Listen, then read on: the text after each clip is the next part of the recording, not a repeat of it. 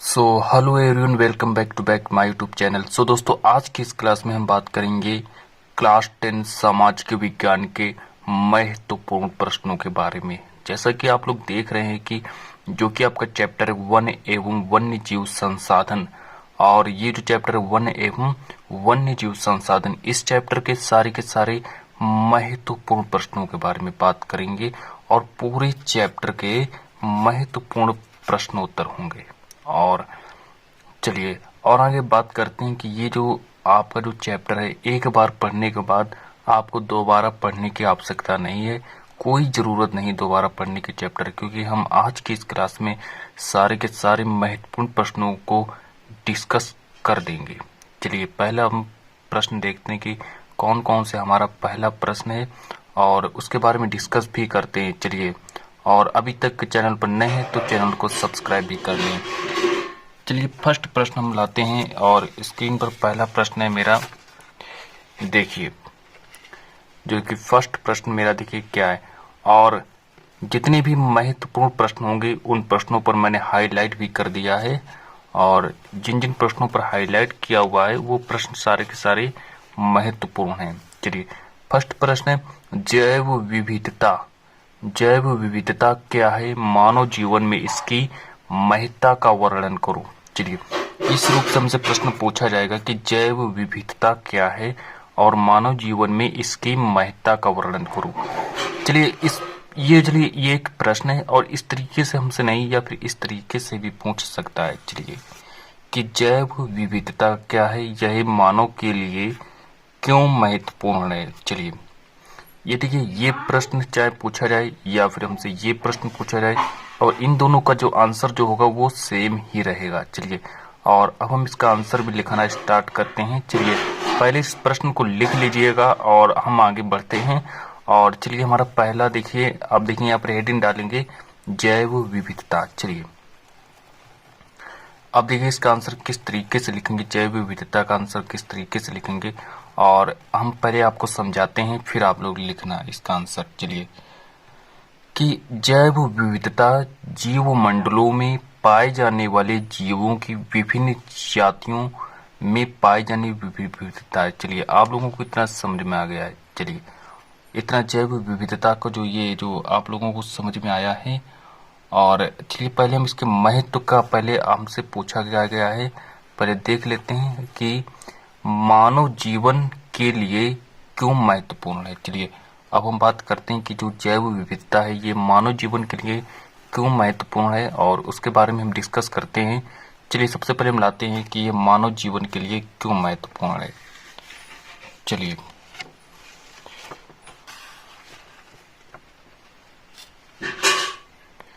और आप भी इसको लिखना स्टार्ट कर दें कि जो मानव जीवन के लिए क्यों महत्वपूर्ण है। चलिए, मानव अपने उत्पत्ति काल से ही विभिन्न आवश्यकताओं की पूर्ति जीव जगत से ही करता चला आ रहा है। आप लोग देख भी रहे हैं कि जो मानव जो है वो जीव जगत में रहता है, और जो अपनी आवश्यकताओं की जो वो पूर्ति जो कर रहा है वो जीव जगत से ही करता चला आ रहा है। चलिए, और जो वो भोजन, और जो मानव जो भोजन, आवास एवं परिवेश संबंधी विभिन्न जो आवश्यकताएं हैं वो अपने अस्तित्व के लिए और जैव विविधता पर ही निर्भर रहना पड़ता है। चलिए और चलिए हमको पहले पूछा जाएगा कि जैव विविधता क्या है और मानव जीवन के लिए वो कैसे आवश्यकता पूर्ण है, और ये प्रश्न हमसे पूछा गया था, और इसका जो आंसर है ये हमने लिखा भी दिया है। चलिए इतना लिख लीजिएगा, फिर हम बढ़ते हैं प्रश्न नंबर नेक्स्ट की ओर। चलिए प्रश्न नंबर नेक्स्ट की ओर बढ़ते हैं और फिर हम आपको लिखाते हैं प्रश्न नंबर नेक्स्ट क्या है। देखते हैं पीछे प्रश्न नंबर नेक्स्ट देख लीजिए। प्रश्न नंबर 2 है। प्रश्न नंबर 2 देखिए हमसे क्या कह रहा है कि चिपको आंदोलन क्या है। चलिए चिपको आंदोलन के जनक कौन है, आप लोग मुझे कमेंट में बताएं। चलिए यहाँ पर लिखा है सुंदरलाल बहुगुणा। चलिए सुंदरलाल बहुगुणा, जो कि एक बड़े से बड़े रूप में हाईलाइट भी किया गया है, और सुंदरलाल बहुगुणा को हाईलाइट मैंने कर दिया है क्योंकि काफी ज्यादा महत्वपूर्ण है। और चलिए चिपको आंदोलन क्या है हमसे ये पूछा जाएगा। चलिए चिपको आंदोलन वनों की रक्षा के लिए चलाया गया आंदोलन है। चलिए इसमें क्या है, ये वनों की रक्षा के लिए संबंधित है। चलिए अगर हम वनों की रक्षा कर रहे हैं तो ये जो है ये वनों की रक्षा के लिए चलाया गया आंदोलन है। इतना समझ में आ गया है। और फिर आगे बढ़ते हैं कि इस आंदोलन का जो सूत्रपात है, मतलब चिपको आंदोलन के जो सूत्रपात हैं वो सुंदरलाल बहुगुणा को माना जाता है और इन्होंने हिमालय क्षेत्र में किया। चलिए और आगे बढ़ते हैं कि और देखिए चिपको आंदोलन के अंतर्गत लोग क्या करते थे। चलिए इसके अंतर्गत लोग पेड़ों से चिपक कर उनकी रक्षा करते हैं। चलिए और चिपको आंदोलन में लोग पेड़ों से मतलब कि रक्षा करते हैं, पेड़ों की रक्षा करते हैं। चिपको आंदोलन में पेड़ों को काटने नहीं देते हैं। चलिए पेड़ों को काटने नहीं देते हैं। चलिए इतना समझ में आया। फिर और आगे देखते हैं कि यह आंदोलन वनों वृक्षों की कटाई व रोकने में सफल हुआ। चलिए इतना समझ में आया। और ये जो प्रश्न है आपका कंप्लीट होता हुआ। और अब हम बढ़ते हैं प्रश्न नंबर नेक्स्ट की ओर। प्रश्न नंबर नेक्स्ट देखिए हमारा क्या है, और पहले इस प्रश्न को लिख लीजिएगा और 2 मिनट का समय दे रहे हैं हम लिखने के लिए, जल्दी से इस प्रश्न को लिख लीजिएगा और फिर हम बढ़ते हैं नेक्स्ट प्रश्न की ओर। चलिए और जो नेक्स्ट प्रश्न काफी ज्यादा महत्वपूर्ण प्रश्न है। और चलिए नेक्स्ट प्रश्न भी देखते हैं क्या, और स्क्रीन पर आ गया है नेक्स्ट प्रश्न मेरा।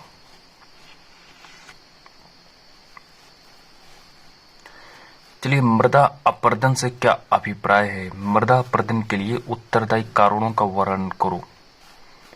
चलिए मृदा अपरदन और मृदा अपरदन क्या है। चलिए पहले पूछा जाएगा कि मृदा अपरदन क्या है और मृदा अपरदन के लिए उत्तरदायी कारणों का वर्णन करो। चलिए स्टार्ट करते हैं, प्रश्न को लिख लिया होगा और आगे स्टार्ट करते हैं कि मृदा के कटाव और उसके बहाव की प्रक्रिया को मृदा अपरदन कहते हैं। चलिए ये एक मृदा है और इसके बहाव और कटाव की क्रिया को मृदा अपरदन कहते हैं। और मृदा अपरदन के कारणों का वर्णन करना, पहले हम उसके भौतिक कारण के बारे में पढ़ेंगे।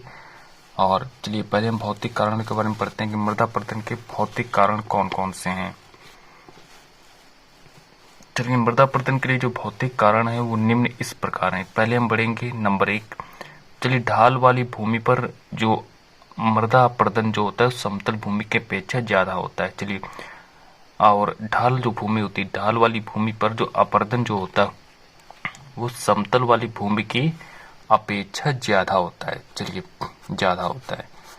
इतना समझ में आया। और आगे बढ़ते हैं, ये भौतिक कारण पहले लिखेंगे फिर उसके अंतर्गत लिखेंगे तीव्र व मूसलाधार वर्षा से मृदा अपरदन होता है। अगर तीव्र और अगर मूसलाधार अगर वर्षा हो रही है तो उससे भी मृदा अपरदन होता है। चलिए इतना समझ में आया है। और ये देखिए 2 चीजों के बारे में बात कर चुके हैं। यहाँ पर लिखेंगे पहले भौतिक कारण, और भौतिक कारण में 2 ऑप्शन लिखेंगे, ढाल वाली भूमि पर अपरदन समतल भूमि की अपेक्षा ज्यादा होता है। नंबर 2 लिखेंगे तीव्र व मूसलाधार वर्षा से मृदा अपरदन होता है। फिर नंबर नेक्स्ट लिखेंगे यह मृदा की ऊपरी परत को अपने साथ बहाकर ले जाती है। चलिए यहाँ से देखिएगा कि जो जब वर्षा जो होती है, मूसलाधार वर्षा होती है, तो ये क्या करती है कि जो मृदा की जो ऊपरी जो परत होती है, चलिए मृदा की जो ऊपरी जो परत होती है इसको बहाकर अपने साथ ले जाती है, इस तरीके से ले जाती है। चलिए जिससे कि उपजाऊ जो होती है वो उसमें उपजाऊ नहीं हो पाती सही से। चलिए अब देखिए जब पवनी जब आंधी का रूप ले लेती है तो बहुत बड़ी मात्रा में मृदा उड़ा कर ले जाती है। चलिए ये भी एक है। और मृदा अपरदन की हम परिभाषा भी आपको समझा चुके हैं। चलिए किस तरीके से हमने आपको मृदा अपरदन की परिभाषा सुनाई कि मृदा के कटाव और उसके बहाव की प्रक्रिया को मृदा अपरदन कहते हैं। और इतना आप लोगों ने समझ भी लिया होगा कि पवनी जब आंधी का रूप ले लेती है तो बहुत बड़ी मात्रा में मृदा को उड़ाकर ले जाती हैं। चलिए अब और आगे देखते हैं कि तीव्र व मूसलाधार वर्षा से मृदा अपरदन होता है। और इतना अगर समझ में आया हो तो अब हम बढ़ते हैं ये मानवीय कारण। चलिए नेक्स्ट है हमारा मानवीय कारण, और जो कि काफी इम्पोर्टेंट है। भौतिक कारण के बारे में हम बात कर चुके हैं, अब हम बात करेंगे मानवीय कारण के बारे में कि मानवीय कारण क्या है।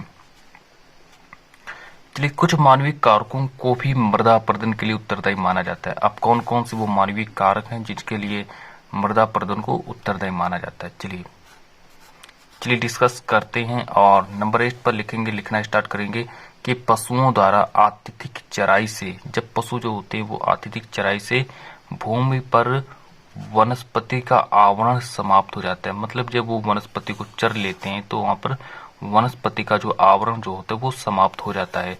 इस स्थिति में मृदा पर जल और वायु का प्रभाव तीव्र हो जाता है।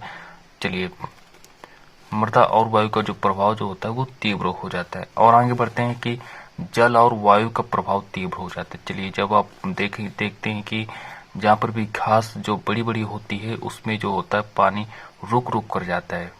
कहने का मतलब है कि वहां पर मृदा प्रदन नहीं हो सकता है। और जब वहां पर घास, जब वहां पर पशु जो होते हैं जब वो चारा खा जाते हैं, जब वो घासों को खा जाते हैं, वनस्पतियों को खा जाते हैं, तो वहां पर क्या होता है कि जो वहां पर जो जल और वायु का जो प्रभाव जो होता है वो तीव्र हो जाता है। चलिए और आगे देखते हैं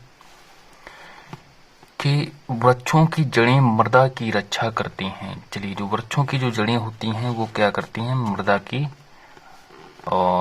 की रक्षा करती हैं। वनों की कटाव से मृदा प्रदन में तेजी आ गई है। चलिए, जितनी भी लोग हैं जो वनों को काटते हैं, और जब वनों को काटते हैं तो उसमें मृदा प्रदन में तेजी आ जाती है, और जो मृदा प्रदन है वो तेजी से होने लगता है। चलिए, और इसका जो थर्ड जो ऑप्शन है, तीसरे नंबर की ओर बढ़ते हैं। चलिए, तीसरा नंबर पर देखते हैं क्या है, और चलिए इसको भी लिख लीजिएगा कि खनिज पदार्थ निकालने के लिए खनन कार्य से भी मृदा प्रदन होता है। चलिए, इतना समझ में 3 पॉइंट हमने आपके कराए हैं। 3 पॉइंट चलिए हमने आपके भौतिक कारण, और हमने यहाँ पर जो ये प्रश्न है आपका, चलिए जो ये प्रश्न है आपका कि मृदा अपर्दन, चलिए देख लीजिएगा प्रश्न कि मृदा प्रदन से क्या अभिप्राय है। मृदा प्रदन के लिए उत्तरदायी कारणों का वर्णन करो। पहले हमने भौतिक कारण के बारे में बात किया आपसे, भौतिक कारण, और फिर हमने बात की आपसे मानवीय कारक के बारे में। अब चलिए, अब हम बढ़ते हैं महत्वपूर्ण प्रश्नों के बारे में डिस्कस करेंगे। चलिए, महत्वपूर्ण प्रश्न कौन कौन से हैं आपके, और चलिए पहले इतना लिख लीजिएगा, और हम पहले स्क्रीन को सीधा कर देते हैं। चलिए लिख लीजिएगा इतना, और या फिर स्क्रीन शॉट भी इसका आप ले सकते हैं, और जो कि काफी समय यानी कि इस पर ज्यादा रिसर्च किया गया है, और काफी सोच समझ के प्रश्नों को, जो कि प्रश्न सबसे ज्यादा बोर्ड परीक्षा में आए हैं, सिर्फ उन्हीं प्रश्नों को लेकर आए हैं। और जो ये आपका चैप्टर है वन एवं वन्य जीव संसाधन, ये चैप्टर आपको दोबारा पढ़ने की कोई आवश्यकता नहीं है। चलिए, और इतना भी लिख लीजिएगा। फिर लास्ट में आपको ये भी लिखना है, और नंबर 3 पर आपको ये लिख लेना है। चलिए, नंबर 3 पर इसे लिख लीजिएगा, नंबर 2, नंबर 3 पर इसे लिख लीजिएगा। चलिए, अब हम और आगे बढ़ते हैं। चलिए, प्रश्न नंबर नेक्स्ट है कि चिपको आंदोलन संबंधित है। चलिए, चिपको आंदोलन संबंधित है, इससे रिलेटेड हमसे 4 महत्वपूर्ण जो ऑप्शन दिए जाएंगे। चलिए 1, 2, 3, 4। चलिए, चिपको आंदोलन से संबंधित है। चिपको आंदोलन जो किससे संबंधित है, 4 ऑप्शन दिए जाएंगे। मृदा संरक्षण से संबंधित है, जल संरक्षण से संबंधित है, वन संरक्षण से संबंधित है, कि वायु संरक्षण से संबंधित है। चलिए, इस तरीके से हमसे पूछे जाएंगे, और इसमें से हमको पहले छांटना होगा, पहले देखना होगा कि इसमें कौन सा ऑप्शन हमारा सही होगा। चलिए, इसका जो राइट आंसर जो होगा वन संरक्षण से संबंधित है। और चिपको आंदोलन से हम आपको बात भी करा चुके हैं कि सुंदरलाल बहुगुणा जिसके जनक हैं। और आगे बढ़ते हैं। चलिए, प्रश्न नंबर नेक्स्ट की ओर बढ़ते हैं। चलिए, और ये आज के इस क्लास का सबसे लास्ट महत्वपूर्ण प्रश्न है, और यहाँ से आपका जो चैप्टर है, यहाँ से चैप्टर आपका ये समाप्त होता है। चलिए, यहाँ से आपका चैप्टर समाप्त होता है, और अब हम मिलते हैं नेक्स्ट वीडियो में। पहले इस प्रश्न को देख लेते हैं कि सुंदरवन राष्ट्रीय पार्क किस राज्य में स्थित है। 4 ऑप्शन दिए जाएंगे, असम, पश्चिम बंगाल, उड़ीसा, मध्य प्रदेश। तो इसमें जो राइट आंसर जो होगा वो पश्चिम बंगाल पर टिक कर देंगे, और ये प्रश्न आपका सही हो जाएगा। चलिए, अब हम मिलते हैं नेक्स्ट वीडियो में। आज की क्लास को इतना ही रखते हैं। चैनल पर नए तो चैनल को सब्सक्राइब भी कर लें। चलिए, आज की इस क्लास को इतना ही रखते हैं।